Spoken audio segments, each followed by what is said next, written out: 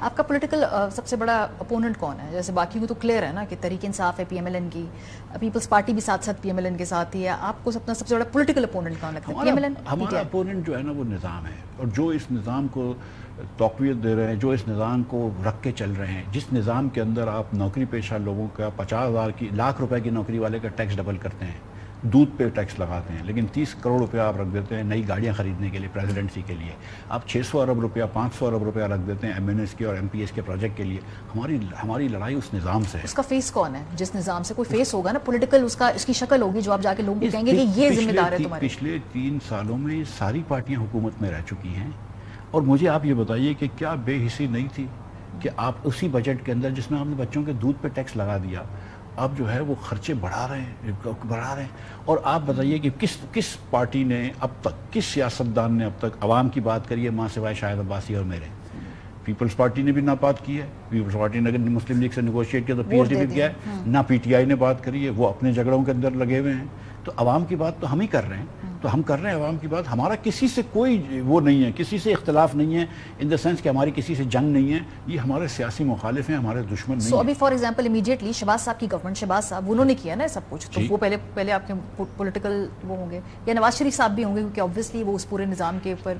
ہم دیکھیں, ہم ایک بات کر رہے ہیں کہ یہ پاکستان کی پرائورٹیز صحیح نہیں ہیں. جو میں نے آج بات کی کہ پریڈیٹری اسٹیٹ ہو گیا ہے, یہ شکاری ریاست ہو گئی ہے کہ جدھر لوگوں کو شکار سمجھا جاتا ہے کہ اس سے ٹیکس لے لو, اس سے ٹیکس لے لو, لیکن اپنے اخراجات کے اوپر کوئی بھی نظر ثانی نہیں ہوگی.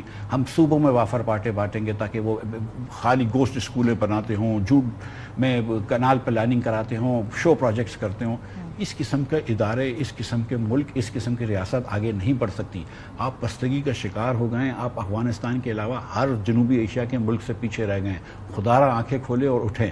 تو ہماری جو لڑائی ہے وہ اس نظام سے ہے, جو نظام پاکستان کے لوگوں کو 10 کروڑ لوگوں کو غربت میں ڈھکیل چکا ہے. اشرافیہ سے بھی ہے نا, آپ نے یہ بات بھی کی. اچھا, اشرافیہ کا تو آپ خود حصہ ہے نا؟ بالکل. آپ بھی ہیں, شاہد صاحب بھی بالکل ہیں, تو آپ کی بات کا کیوں یقین کریں؟ آپ تو اس کو بینیفیشری ہیں, آپ تو سٹیک ہولڈر ہیں. ماضی کے اندر 2 دفعہ آپ نے مشیر رہے, وزیر بھی رہے, شاہد صاحب پرائم منسٹر رہے, کئی دفعہ وہ پاور کوریڈور میں رہے. کیا آپ نے؟ ایک تو گزارش یہ ہے کہ اب میں اور شاہد بھائی اگر کچھ وسائل کے حامل ہیں تو ہم جس کو کہتے ہیں نا کہ ہم منی ٹریل کے ساتھ ہیں. یہ بات ٹھیک ہے, ہائیسٹ ٹیکس پیئر ہے, یہ بات درست ہے. شاہد بھائی ہائیسٹ ٹیکس پیئر تھے, میں بھی تھوڑے بہت ٹیکس دیتا ہوں, کوئی اس میں ڈھکی چھپی بات نہیں ہے. امیر ہونا جرم نہیں ہے, لیکن چوری کرنا ٹھیک ہے, چور کے ٹھیک ہے. مفتاح اسماعیل کا بزنس ہے, وہ سارے پاکستان کو پتا ہے کہ کیا بیچتا ہے, کوئی مطلب ہر دکان پہ بک جاتا ہے میرا مال. سو دا تھنگ از کہ ہم کسی سے وہ نہیں ہیں, ہم نے کوئی مرات نہیں لی ہیں. ہم اس بات کا ڈنڈورا نہیں پیٹتا ہوں میں جا کے کہ میں نے تنخواہ نہیں لی تھی. میں تنخواہ لوں یا نہ لوں, 2 لاکھ روپے سے نہ مجھے فرق پڑے گا, نہ ریاست پاکستان کو پڑے گا.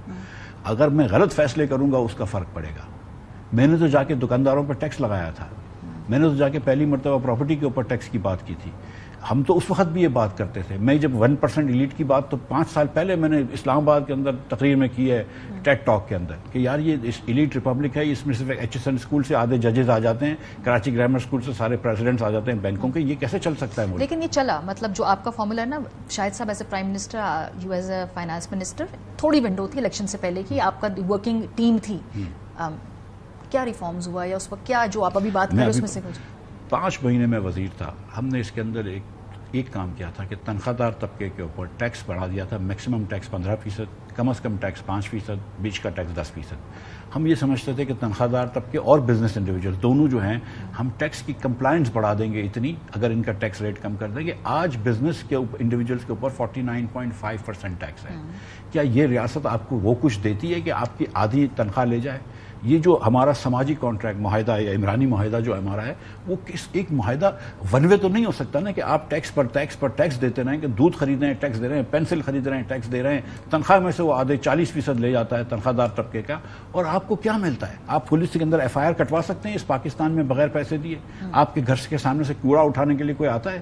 آپ کو کوئی پروٹیکشن ملتی ہے؟ خواتین کوئی اسٹریٹس پہ چل رہی ہیں تو ان کو کیا آپ جانتی ہیں؟ ہماری ٹھیک بات ہے, اسٹیٹ میں ہم سب اپنا خود خرچہ اٹھا رہے ہیں, لیکن آپ نے ایمنسٹی اسکیم بھی انٹروڈیوس کروائی نا. بالکل کی ہے. سو ایک طریقے سے چونکہ یہ ایڈمیشن ہے کہ آپ ٹیکس نہیں لے سکتے, تو اس کا مطلب ہے کہ آپ ان لوگوں کو جن کے پیسہ کالا بار پڑا ہے ان کو انسینٹیو دیں, وہ پیسہ لے کر آئیں, نہیں لائیں, بکس میں شو کریں, ایسٹس میں شو کریں, 2 نمبری کریں, اس پیسے کو وائٹ کرا لیں, تو ٹھیک ہے اس کی دیکھیں جب پاکستان میں 2 راستے تھے بہت بڑے کہ جس کی وجہ سے پاکستان میں کالا دھن آتا تھا اور لوگ ٹیکس ایویڈ کرتے تھے. ایک ہوتا تھا کہ ان لمیٹڈ ٹی ٹیز آپ لے آتے تھے پاکستان میں, ریمیٹنسز لے کے آتے تھے.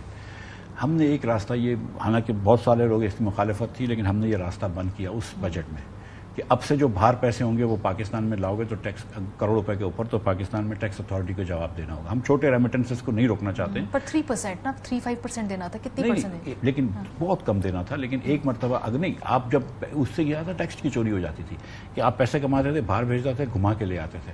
وہ ٹیکس کی چوری ہم نے روکی. اور دوسری جو پاکستان میں چوری ہوتی ہے وہ زرعی انکم کے اوپر ہوتی ہے کہ آپ زرعی آمدن دکھا دیتے ہیں, آپ کی آمدن اتنی نہیں ہوتی ہے اور وہ ٹیکس بچا لیتے ہیں. وہ کانسٹیٹیوشنل حصہ ہے. اور وہ بھی شاہد عباسی اور میں سب سے پہلے 2016 سے بات کر رہے ہیں, 2017 سے بات کر رہے ہیں کہ دیکھو NFC ایوارڈ کو واپس سے بات کرو, NFC ایوارڈ کو چھیڑو, لوکل گورنمنٹس کے اوپر بات کرو. جب تک لوکل گورنمنٹ امپاورڈ نہیں ہوگا. اور ہم آج بھی کیا بات کرتے رہے کہ کتنے بچے اسکول میں, ہماری آپ سوچیں کہ دنیا میں سب سے زیادہ اسکول کے باہر بچے خوف آتا ہے رات کو سن کے کہ جب یہ بچے بڑے ہوں گے اس معاشرے کا حصہ بنیں گے, کیسے معاشرے کی تشکیل ہوگی.